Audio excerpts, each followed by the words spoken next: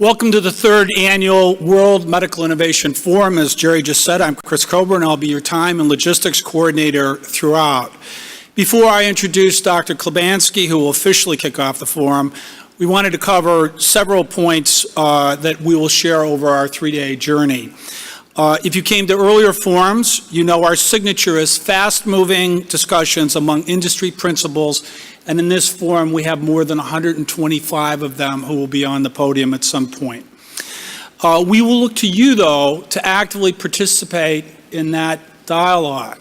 And to do that, you need to, hopefully it'll be on the screen in a moment, you need to download the app to send your question. There you go. So please do that. It only takes a moment. It's very well organized. The bios for every speaker, the agenda, a lot of supporting information, and importantly, the Q&A function is there. The way this will work, all the moderators throughout the 2.5 days have a tablet in their laps, and the questions that you submit will be sent to them, and they will select from those seamlessly as they moderate their panel. You should know there are more than 1,300 registrants at the forum this year from 27 countries around the globe. And assembling those people, as you might imagine, required a small village.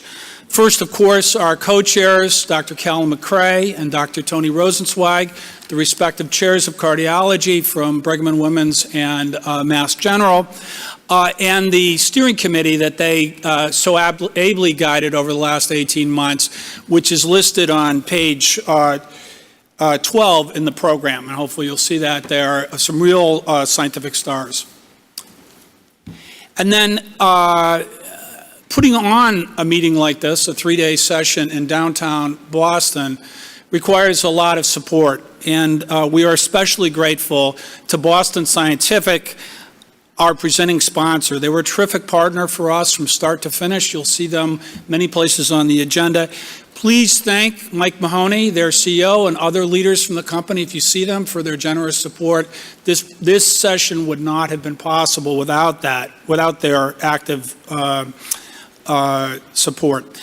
And many thanks to our strategic sponsors, Amgen, Lilly, Novartis, GE, and Pfizer. They anchored our efforts, and we greatly value our relationship with each of those companies. And then finally, our collaborating sponsors, AstraZeneca, Bayer, Bard, Edwards, Medtronic, Mintz-Levin, Novo Nordisk, and our media sponsor, STAT. To all of them, thank you, and I'd ask a round of applause for all of our sponsors.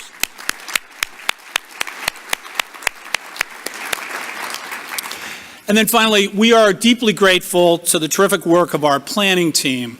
The inspired efforts of Sepida Hashemi, Michelle Gradina, Gerald Cousins, Beth Molyneux, and Madeline Halley was remarkable. Rich Fountain, Diana Schwartzstein, Mike Freeman, and partner organizations, Jamie Belkin Events, and Mueller Design were also exceptional. We will go straight through today till 6 p.m. Feel free to get up, have coffee. But when we conclude, we ask you to stay in your seats for just a moment. We have a couple announcements to set up the balance of the session.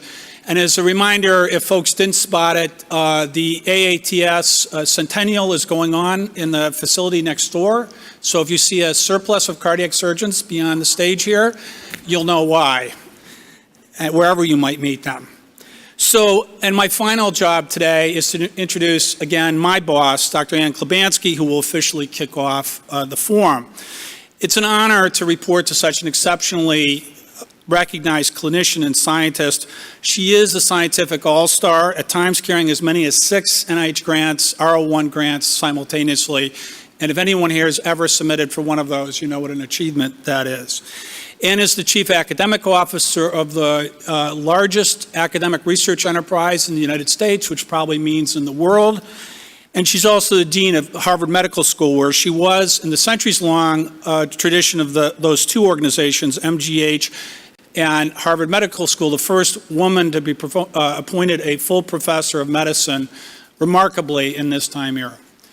To me, though, the thing I feel most fortunate about in our 4-year association, and the thing which I benefit greatly from is her sense of team. She was continuously mindful of what will allow the team to succeed and is always committed to sharing unique insights, complex organizational history, or going to bat to maintain organizational priority. My honor again to introduce Dr. Klebanski.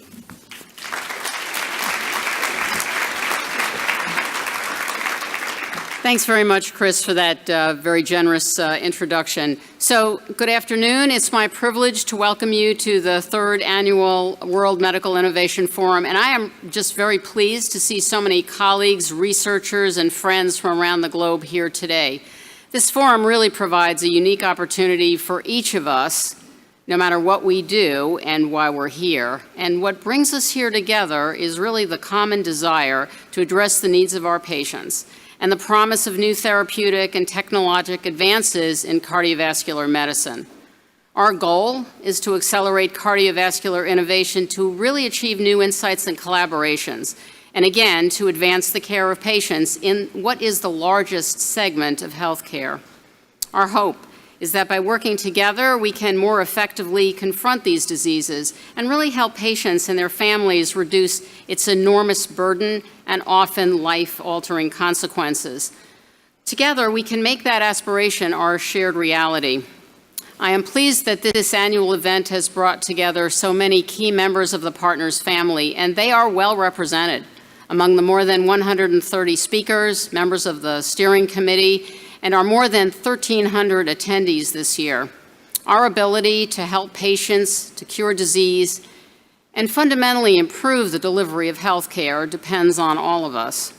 Thanks to innovative drugs, novel medical devices, cardiac function has improved very dramatically for countless people, increasing both health and also lifespan. And Partners is dedicated to medical research. Our hospitals conduct $1.6 billion in research annually, and it's important to note that a significant portion of these funds are devoted to the cardiovascular sector.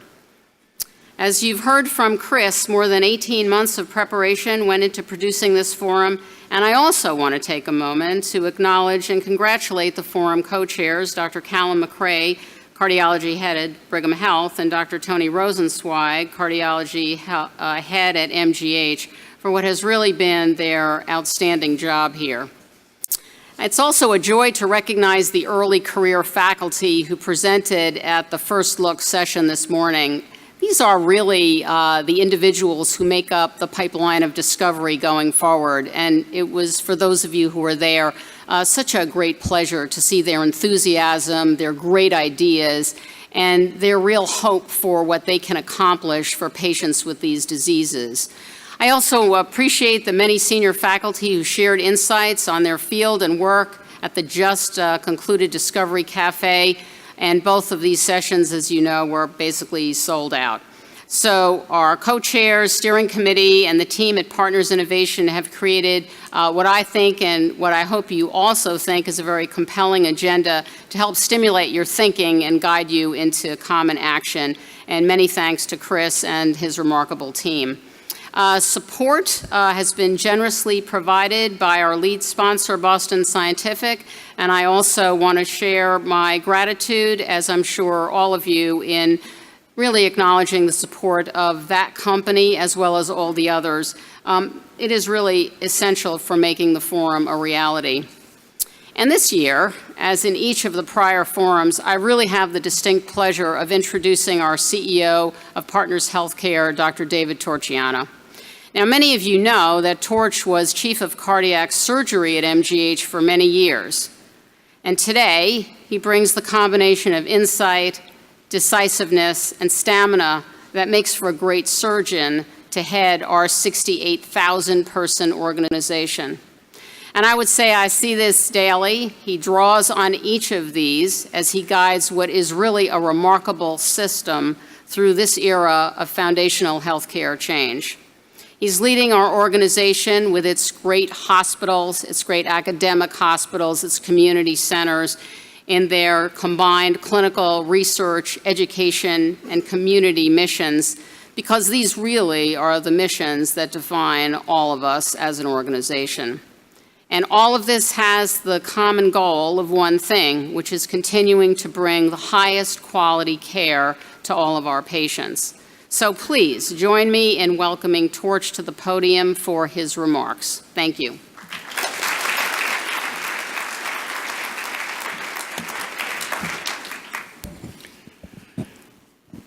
Thanks very much, Ann. It's a privilege for me to add my welcome on behalf of all of Partners. And as you heard from Ann, I'm particularly pleased that finally we've gotten around to talking about heart and vascular disease as our primary focus. I've always been keen to point out that without the heart and the vascular system, there really wouldn't be a whole lot of other action going on in the body. Now, since reaching a terrible peak in the year 1968, deaths from cardiovascular disease has actually declined remarkably by nearly 2/3 in this country from a combination of risk factor modification, primary prevention, and improved therapies, both procedural and pharmacologic. So that's the good news. The grim fact is that cardiovascular disease, particularly heart disease and stroke, remain the leading cause of death in the U.S., both men and women, and across all racial and ethnic groups. Nearly 1 million Americans still die of cardiovascular diseases each year, accounting for 40% of all mortality. Additionally, and very importantly, 58 million Americans live with some form of cardiovascular disease and the associated morbidity and disability. The drive to develop novel solutions by biologists, engineers, doctors, researchers, and then the determination to commercialize those life-saving interventions that offer hope for people in need must continue. It must continue to make a significant difference in cardiac outcomes nationally as well as around the world. And that's what this conference is about. That's what we hope to catalyze through this meeting. We're very proud to welcome such a distinguished collection of experts and healthcare professionals with leading minds from the academic community, successful venture capital investors, and chief executives of multinational Fortune 500 corporations. As Chris pointed out, we're pleased that we have more than 24 countries represented here, making this truly a world forum. Again, I think it's really important that what we and other health systems do to save, improve, and extend lives through clinical care and research is only the beginning. It is our responsibility to extend beyond these foundational elements, and we need a clear, cohesive vision on how to effectively link innovation with patient care. We see this as one of the central missions of Partners Healthcare, and this is again why we have joined together to produce this World Medical Innovation Forum. I'm confident that you'll hear some amazing things over the course of these 3 days. We have panels populated by world experts, including many of my colleagues from within Partners and many from outside of Partners. You'll also hear from some of the industry's most visionary CEOs on how the pharmaceutical and medical device sectors are transforming healthcare. I want to congratulate the co-chairs, my friends Calum and Tony, and also express my thanks to Chris and Ann Klebansky and the team at Partners Innovation for creating this agenda and putting all the pieces together for this meeting. This is an annual event with a different focus each year. When we say goodbye, we'll give you a little primer on what next year's forum will be, and we hope to see you back again next year. The topic will be artificial intelligence and the impact of AI on healthcare. So finally, thank you all again for coming today and for being part of our contribution to this global dialogue. Thank you very much.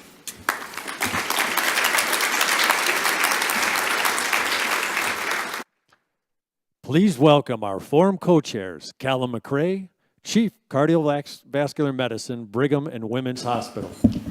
So joining with Jerry Meiser, I'm pleased to be welcoming our co-chairs to the stage. As you heard, Dr. Calum MacRae and Dr. Tony Rosenzweig. You must know that they both lead legendary units, inheriting the mantle of leadership at Brigham and Women from Gene Brunwald and others, and at Mass General from Paul White. literally some of the most recognized organizations on the planet. Together, they manage nearly 300 cardiologists, and in their CVs, which are on the app, they share many, they touch on many institutions: Harvard Medical School, University College London, University of Edinburgh, the New England Journal of Medicine, the Harvard Stem Cell Institute, and down a very, very long line. The setup today, which you will see in just a moment, is that the two co-chairs, Calum and Tony, will be here essentially for the whole afternoon, interrupted by the panel sessions and the one-on-one fireside chat. And they'll be providing clinical and research context briefly as we transition between the different parts. So I'm looking forward to this afternoon, and I think you all will have a great session. Thank you, Tony. Thanks, Chris.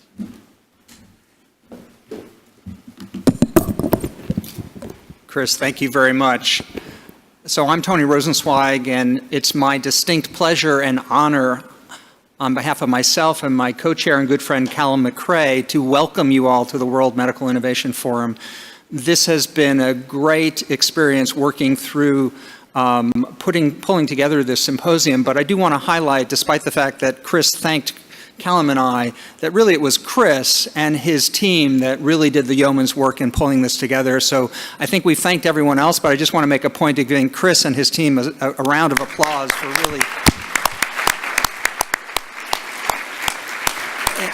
an absolutely spectacular job in pulling this together. I really do feel this is a unique opportunity to pull together leaders from industry and academia around what Ann has already alluded to as our common mission of improving the care that we can deliver to our patients and finding innovative solutions to the very real challenges that are ahead of us today. So to frame the discussion, Calum and I thought it was important to acknowledge what Torch has already alluded to. If we could have the first slide, please. Jumped ahead a little bit there. So that there really have been enormous innovations and progress that have already been made. So as Torch mentioned, over the past decades, the mortality rate from cardiovascular disease has dropped dramatically. And this is a figure from an article that Betsy Nabel, the president of Brigham Health, and Eugene Brownwald wrote in the New England Journal to honor their bicentennial, showing the innovations across the decades in the late 20th century and the 21st century that really have contributed to this remarkable decline in cardiovascular mortality. And I think a key point about virtually all of those innovations is that every one of them represented a close partnership between industry and academia. So in order for these things that may start in a basic scientist laboratory to actually reach the bedside and, more importantly, have an impact on the care we deliver to our patients requires that collaboration, and that's the spirit in which we come together today. But the paradox is, although we've made enormous progress, the burden of cardiovascular disease is actually anticipated to increase, is increasing now, and we anticipate will increase further in the coming decades. So this is a projection of total costs of cardiovascular disease over the coming decades out to 2030. And you can see the number is projected to reach a staggering $800 billion. So how do we understand this paradox that despite enormous progress, in fact, the burden of cardiovascular disease is only increasing? And this is just the financial burden as one metric. Obviously, the human cost is much more real and compelling. And so Calum and I think really there are three different principal drivers of this. The first, in an ironic sense, is a burden of our success. We've gotten good at getting people through their heart attacks, managing their hypertensive crises, and essentially converting those acute insults that in a former era might have killed patients into chronic diseases that we're so far less facile at managing. And so the burden of things like heart failure and arrhythmia is increasing and continues to increase, and yet we have a need for innovative therapies for these. The second is that in the United States and throughout the world, our populations are aging. And aging, as we heard this morning, is very tightly linked to cardiovascular disease and most chronic diseases. And so again, we anticipate that the burden is going to increase. And the third, and one of the other themes of this symposium, is the burden of this epidemic of cardiometabolic disease that's really spreading throughout the world. So throughout this symposium, I think we'll hear about some of the approaches that people are taking and how we're thinking about this, but really no one has the solution. We're hoping that by bringing people together, we can work together to find ways to address these very real problems before the coming decades. We recognize that this is complicated. So I think whatever your political stripes, everyone in this audience knew that healthcare was really complicated. And it's complicated at every step of the way. So whether you're a fundamental scientist trying to discover new pathways and new targets, or a translational scientist trying to see whether those have relevance for human disease, or trying to plan clinical trials that can demonstrate efficacy and safety on a reasonable budget, or equally compellingly, trying to figure out how we pay for these innovative and valuable new interventions, each step of that process is enormously challenging in the current world. So, in fact, when you look from the end back, you can imagine why one scientist representing the fundamental scientist turns to the other in front of this complicated blackboard and says, "Oh, if it were only this simple." Really, it's even more complicated than that. And so in order to address this, we really need creative and collaborative solutions. And so what we'd encourage you to do over the next 3 days is work with us to really think outside of the usual paradigms, in contrast to this gentleman's recommendations, outside of the box, and try to come up with collaboratively new solutions for these very real challenges. I'm delighted to add my welcome to Tony's and to thank you all for coming to participate in what we know will be a remarkable 3 days, focused around some of the most exciting areas of innovation and collaboration in cardiovascular and metabolic disease. I'd like also to take this opportunity again to thank the Program Steering Committee that helped Tony and I, as co-chairs, put together the agenda for the next 48 hours. This is really a remarkable time in our field. Only a few years ago, many of the companies represented here were downsizing or even eliminating their cardiovascular portfolios. The cost of major trials had become prohibitive, and the space had become crowded with agents, many of which were addressing the same narrow number of targets. But move ahead over the last 18 months and witness a remarkable resurgence in activity across the entire cardiovascular and metabolic field. What's driving this resurgence? What is it that has changed the entire profile and posture of the cardiovascular space? And why have so many of you gathered here to probe opportunities and challenges and to explore ways forward together? Well, there have been some notable successes, some expected and some less so, of new drugs, neprilysin inhibitors, PCSK9 inhibitors, and SGLT2 inhibitors, to name but a couple. There's an emerging raft of molecular targets for the first time in chronic cardiovascular and metabolic diseases, and lessons on stratification and trial design from oncology are now impacting us as with many other fields. New platforms ranging from monoclonals to RNA therapeutics have begun to change the pace of drug development, and new devices, both implantable and wearable, are beginning to change the way we view disease management and the trials of new disease managements. However, on top of this, I think cardiovascular and metabolic disease are at the leading edge of the ongoing revolution in healthcare delivery. The new devices I referred to, information technology, and new connectivity with patients are driving both prevention and care directly to the consumer. New industries are beginning to migrate into healthcare. Scalable electronic health record-based implementation now enables the incorporation of rigorous analytics in clinical decision support and is fueling the hybrid approaches of the future.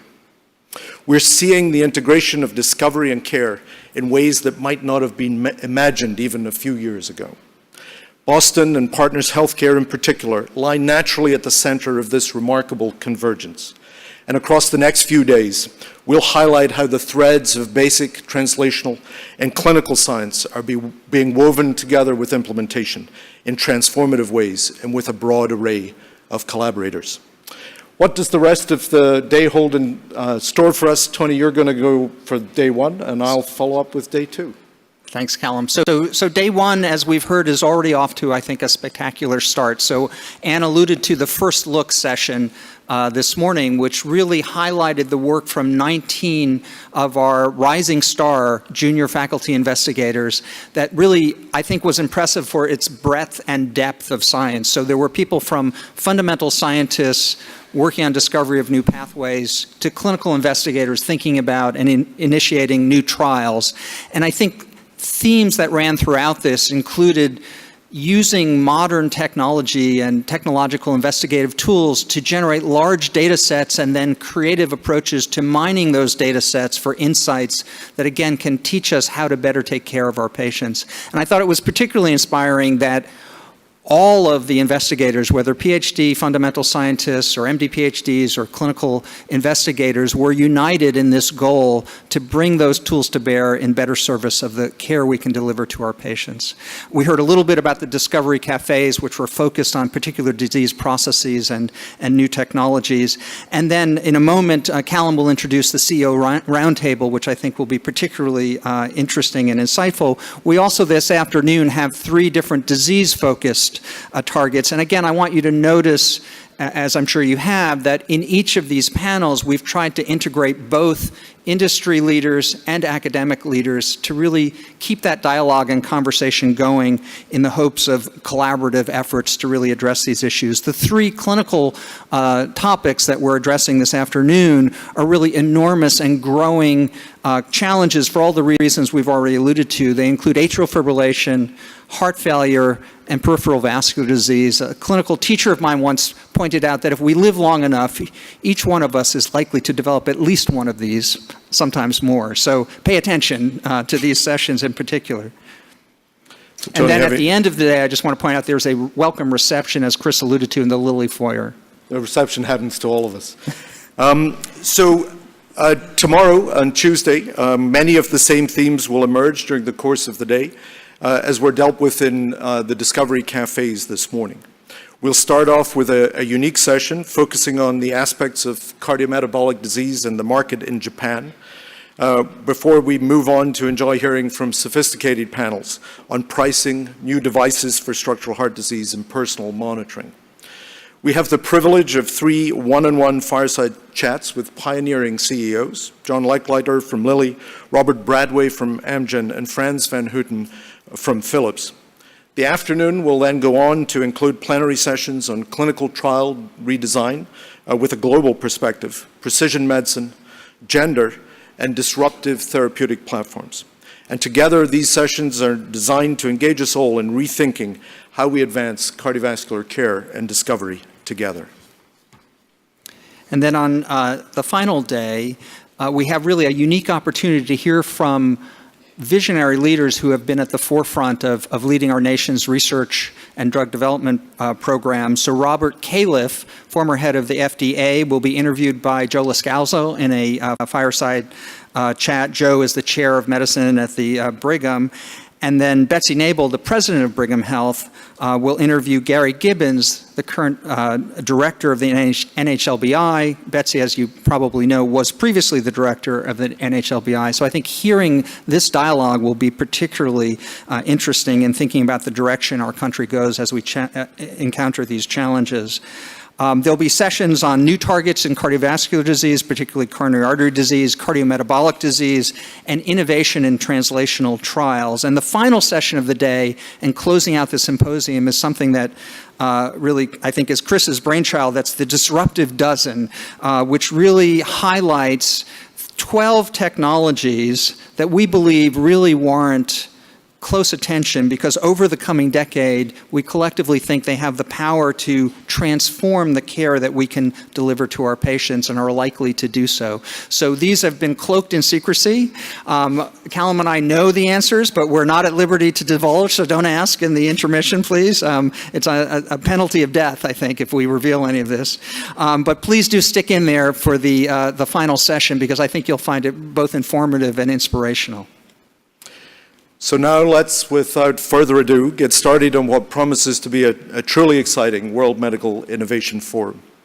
It's my pleasure to introduce Benjamin Pless, Executive in Residence at Partners Healthcare Innovation.